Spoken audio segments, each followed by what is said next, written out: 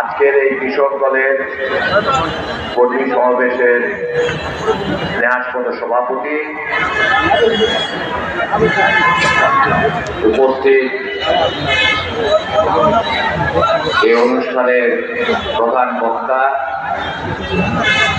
আপনাদের সকলেরই পরিচিত সাবেক যুবনেতা, ময়মনসিংহ দক্ষিণ জেলা যুব দলের সাধারণ সম্পাদক ছিলেন,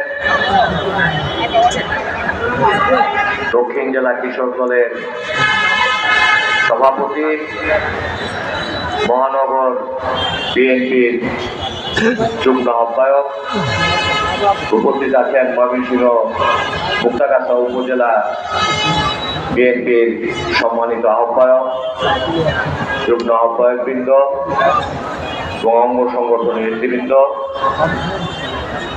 আজকে আমার সামনে উপস্থিত আছেন কৃষক দলের প্রার্থীগণ এবং মুক্তাগাছা বিএনপি ও সকল অঙ্গ সংগঠনের নেতৃবৃন্দ। সকলকে এই কর্মী সমাবেশ সফল করার জন্য অভিনন্দন ও কৃতজ্ঞতা জানাচ্ছি।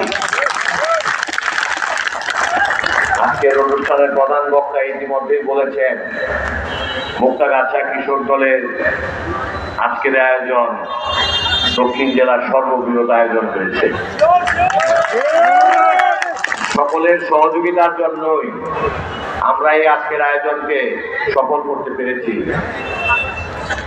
রাজনীতি একা একা হয় না, রাজনীতি সংঘবদ্ধ লোকের কাজ।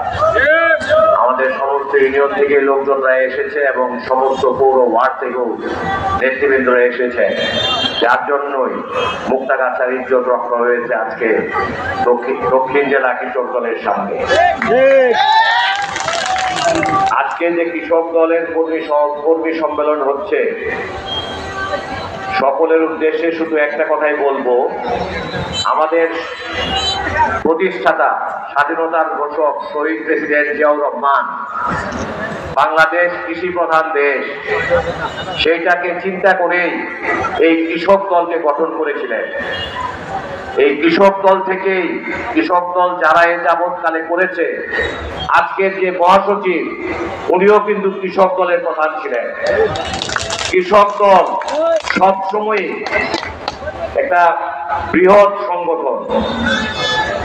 এই মানুষের বিএনপি এই বাংলার কৃষকদেরকে সহায়তা করার জন্যই, পরামর্শ দেওয়ার জন্য এই কৃষক দল করেছে। আর আপনাদের উদ্দেশ্যে রাজনৈতিক এক দুটি কথা বলবো, সময় আসলে মাগরিবের আযানের সময় হয়ে যাচ্ছে, বক্তৃতা দীর্ঘায়িত করার সুযোগ নাই।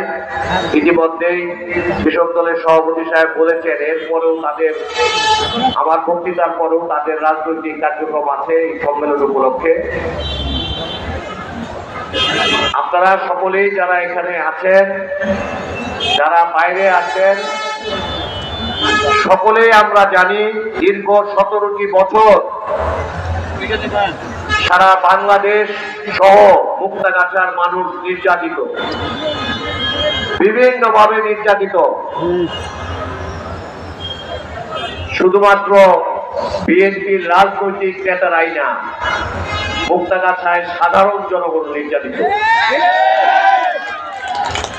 আমরা যারা রাজনীতি করেছি, করছি,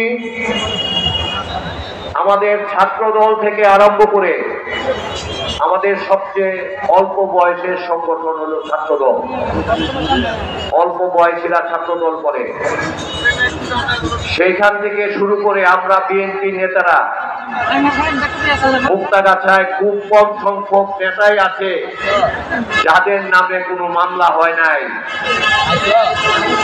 যারা হাইকোর্টে বেল করতে যায় নাই, যারা ময়মনসিংহ কোর্টে বেল করতে যায় নাই। আমাদেরকে মনে রাখতে হবে, যে নির্যাতন এই ফ্যাসিস্ট সরকার এই বিএনপির উপরে করেছে, সেই নির্যাতনের বদলা নেওয়ার জন্য আমাদেরকে ভোটের মাধ্যমে আগামী ইলেকশনে নেতা নির্বাচিত করতে হবে। আমাদের নেতা তারেক রহমান সাহেব সব সময় একটি কথা বলেন, উনি কখনো ক্ষমতায় যাওয়ার রাজনীতি করেন নাই। আমরা বিএনপি কোনোদিন ক্ষমতায় যাওয়ার রাজনীতি করি নাই। আমরা সব সময় রাজনীতি করেছি মানুষের সত্যিকার ভোটাধিকার আদায় করার জন্য। ফ্যাসিস্ট হাসিনা এই দেশ থেকে পালিয়ে যেতে বাধ্য হয়েছে, তাদের দোসররা কিন্তু এখনো এই দেশে রয়ে গেছে। আমাদেরকে মনে রাখতে হবে, এই ফ্যাসিস্টদেরকে চিরতরে বাংলাদেশ থেকে বিদায় দিতে হলে আমাদেরকে আন্দোলন চালিয়ে যেতে হবে। আগামী আমাদেরকে ঘরে বসে গেলে চলবে না। আমরা মুক্তাগাছায় আপনারা দেখবেন প্রতিটা ইউনিয়নে, প্রতিটা ওয়ার্ডে কোনো না কোনো ভাবে আমাদের বিএনপির নেতারা সব জায়গায় আছে। আপনারা সব জায়গায় কার্যক্রম চালিয়ে যাচ্ছেন, সেটা খেলার মাধ্যমে হোক, সেটা হ্যান্ডবিল বিলির মাধ্যমে হোক, সেটা রাজনৈতিক প্রক্রিয়ার মাধ্যমে হোক। আমরা সর্বক্ষণ রাস্তায় আছি এবং রাস্তায় থাকবো ইনশাআল্লাহ। আপনাদের সকলকে আন্তরিক ধন্যবাদ জানিয়ে আমি আমার কথা এখানে শেষ করছি। সকলকে ধন্যবাদ। আসসালামু আলাইকুম।